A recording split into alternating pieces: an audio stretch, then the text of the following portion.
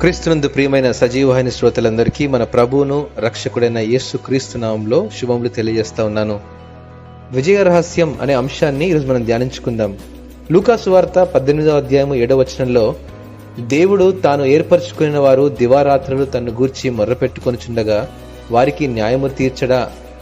DL Modi అనే దైవజనుని కొంతమంది ప్రశ్నించారట, మీ విజయ రహస్యం ఏమిటని.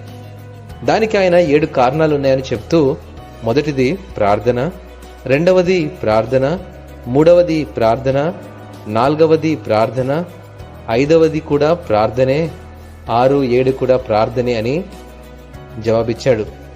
దీన్ని బట్టి అర్థం చేసుకోవచ్చు ప్రార్థన యొక్క ప్రాధాన్యత ఎట్లాంటిదో.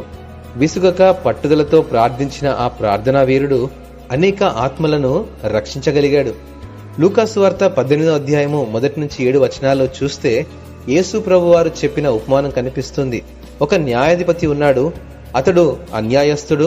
అతనికి దేవుడంటే భయం లేదు, మనుషులంటే లెక్కలేదు.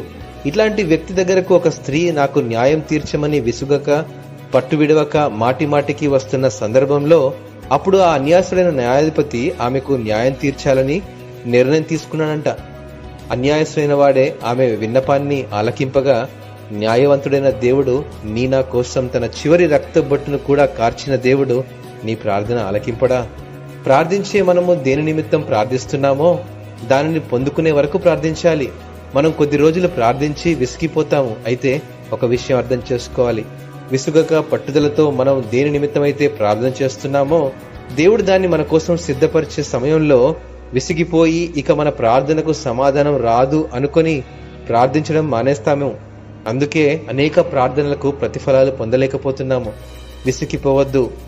ఆయన ఆలస్యము చేస్తాడేమో గాని అలక్ష్యము చేయడు. ప్రేమైనటువంటి వారులారా, ఆ ఆలస్యాల్లో కూడా ఒక మేలు దాగుందనే విషయం మర్చిపోవద్దు. ఎప్పుడు మనకు ఏమి కావాలో నీకంటే ముందుగా ఆయనకే తెలుసు. సిలువలో ఆ యొక్క దొంగకు ఇచ్చినటువంటి వాగ్దానం ఇచ్చిన రోజే నెరవేర్చబడింది. అబ్రహాముకు ఇచ్చిన వాగ్దానం నెరవేర్చడానికి 25 సంవత్సరాలు పట్టింది. కాలేబుకు ఇచ్చినటువంటి వాగ్దానం నెరవేర్చడానికి 45 సంవత్సరాలు పట్టింది. తగిన సమయమందు ఆయన తప్పక అనుగ్రహిస్తాడు. అయితే పొందుకునే వరకు విసుగక పట్టుదలతో ప్రార్థించాలి. ప్రార్థిద్దాం, ప్రతిఫలాన్ని ఆశిద్దాం. అట్టి కృప దేవుడు మనందరికీ అనుగ్రహించునుగాక. ఆమెన్.